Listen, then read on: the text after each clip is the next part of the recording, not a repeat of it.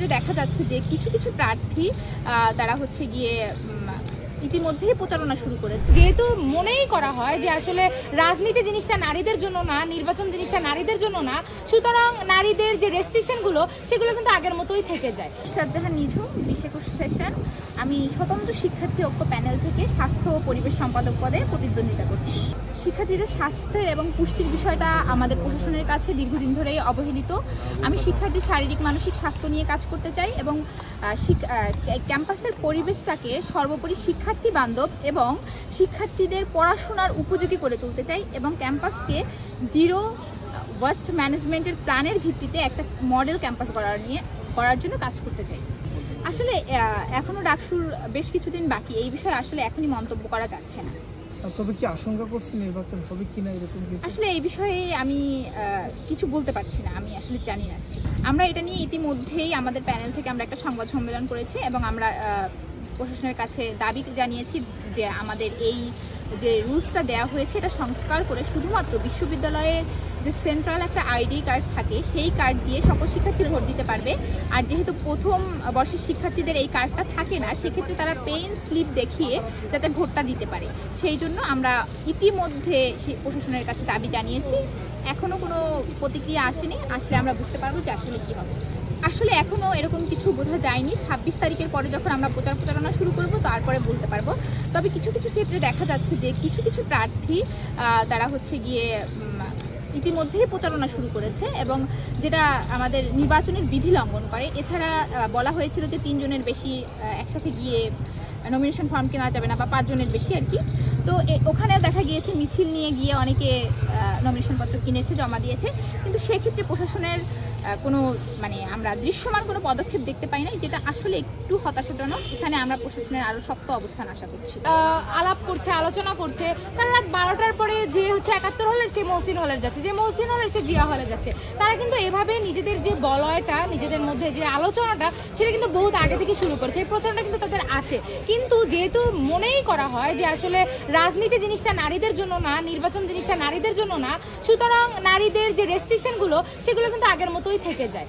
এই যে অবস্থাটা, এটা কিন্তু আসলে যেটা বোঝা যায় সেটা হচ্ছে যে সমতাটা সেটা আসে নাই। তার পাশাপাশি যেটা সেটা হচ্ছে নির্বাচনে যে লেভেল প্লেইং ফিল্ড সেটা নারী পুরুষের মধ্যে সমান নেই। তো স্বাভাবিকভাবে মেয়েরা কিন্তু এখনো ব্যাকফুটেই আছে।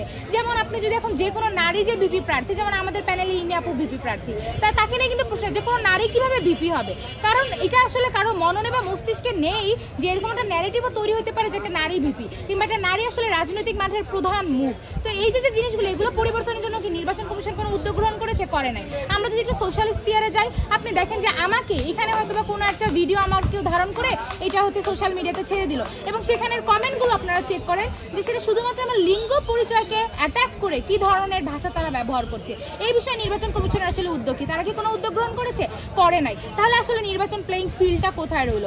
যারা আমাকে কেবলমাত্র নারী হওয়ার জন্য নানা ধরনের আলতু ফালতু কথা বলতে থাকে, যে বট আইডিগুলো, আমি তাদেরকে এই যে আপনারা ভিডিও ধারণ করছেন আমার বাইরে নিচে, আমি উদ্যত আহ্বান জানাচ্ছি যে আসেন আমরা রাজনৈতিক বিতর্কে আসি। দেখা যাবে যে আসলে তারা কথাটা বলতেই পারছে না, আমার সাথে সেই বিতর্কটা করতে পারছে না, এই কারণে আমাকে নানা ধরনের বট আইডি দিয়ে নানা ধরনের আক্রমণ প্রতিনিয়ত সোশ্যাল স্পিয়ারে ফেস করতে হচ্ছে। সেটা তো ম্যাক্সিমাম যে নারীরা রাজনৈতিক মাঠে থাকে, লড়াইটা করে, সেটা তাদের সাথেই হয়।